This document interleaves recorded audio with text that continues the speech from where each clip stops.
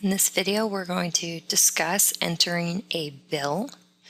A lot of people ask, why do I want to enter a bill? Why don't I just put in a check? And the idea behind that is that the best thing in business is to get some terms with your vendors. If you're purchasing inventory from them, if you're purchasing services from them, it is great to get terms. A lot of people don't like to have, things that they don't like to have bills. They don't like to keep things open on credit. But in the business world, what you want to do is you want to have that inventory come in. You want to sell it and receive the money for it and then be able to pay off your vendors. Okay, so getting terms, it might not be able to sell all of it by the time you need to pay your vendors, but at least you get a little bit of a head start with your cash flow. All right, so I'm going to go ahead and enter a bill. So here, you can click Enter Bill. Notice that I have two choices. I have my bill, and then I have my bill credit, which you can see in another video how that's done. So first thing, I choose my vendor. So you can use this drop down here, or you can go ahead and type in the vendor name and start to pull it up, right? Because you're going to have the bill there in front of you. All right. So what is the date on the bill? All right, we're going to go ahead and say 0501. And what is the reference number on the bill? This will print out on your check when you pay them, so it's important to keep that reference number in there. The reference number is 855214. What is the total amount due?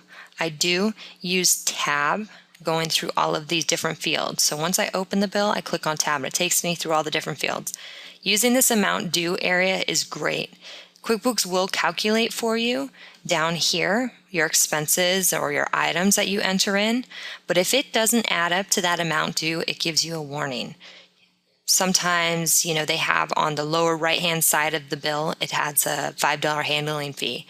So it's going to show you your total amount due is $5 more than what adds up down here, and QuickBooks will give you a warning to keep you from, entering your bill. So I'm going to say my total amount due was $14.50. Okay. Again, I use tab. The bill due here is calculating automatically based off of my terms that I have set up with this vendor. So I have net 30 terms set up, meaning that if I get the bill and it's dated 5/1, it defaults that the bill is due 5/31. That's 30 days later. I can change this manually if I want to. Also, I can change this manually if I want to. All right, so again, tab. Do I have any additional internal memo that I want on here? I don't have anything. It could say first invoice, something like that. So then I come down to the expenses and the items side.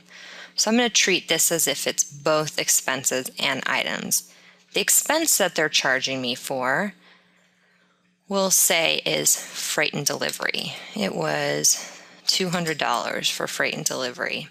Okay, so once I put in the $200 amount, I can put in any memo, delivered on truck 5/2/2011. Any memo you want there, that's for internal. If this is for a particular customer that I'm buying this, then I can put the customer information in here and it'll charge that amount to that customer job. It won't bill the customer for that, but it'll say that this is an expense for that particular customer. So I'm going to go ahead and say it's an expense for Joe's Shack 1234. Now, if I do want to create an invoice for Joe's Shack for this amount, then I leave that checked as billable. So when I go to create an invoice, it'll show up there as a billable expense. And you can see that in one of our other videos about billable expenses. So I'm going to uncheck it for now because it's not billable. Notice over here, it does give me a history for that vendor. This is the first invoice, so there really isn't a history. I don't have an open balance, but if it was one there, you could see I could click on it and pull up the detail. If I had any POs, any recent transactions, any notes on the vendor would show up down here too. Okay. So I'm going to click on the items and we're going to go ahead and say that they're buying a couple of brass hinges, and I can see here or we're buying a couple of brass hinges. I could see here how many brass hinges I have on hand. I don't have any on hand right now, so I'm going to go ahead and click on this and say I want to buy 100. Okay. And it calculates again for me the amount. Let's say that actually the amount was $350 each, or $350 for this. So I can just click 350 and it'll automatically calculate my cost for me. Okay. Notice how I can also drag and drop these columns so that I can arrange it so I can see everything I need to see.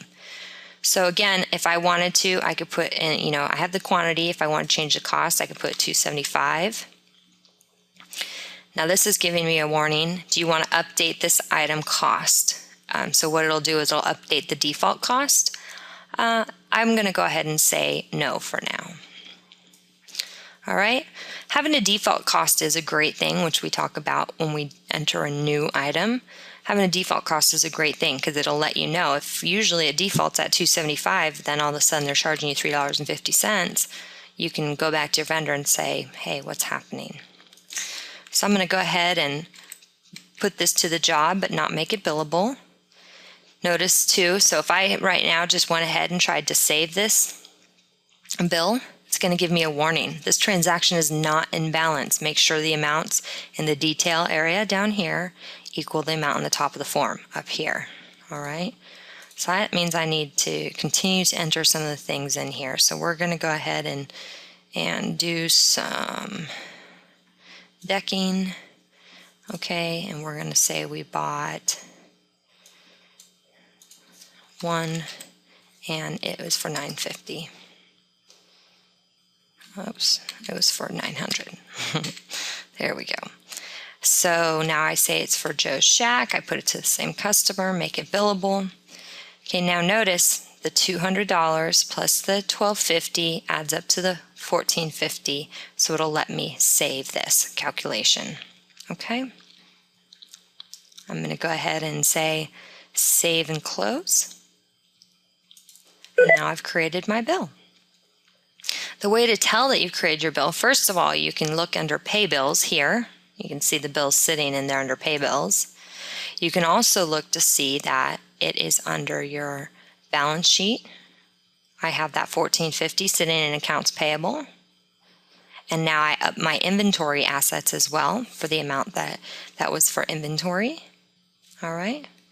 You can also see it on the profit and loss statement. So if I go in here to my profit and loss, for the period, you can see I have my job materials that I purchased, the $900, the $200 for freight, right there. All right, and then my inventory went up, which was that $350 on the other side. Okay, so that's how you enter a bill.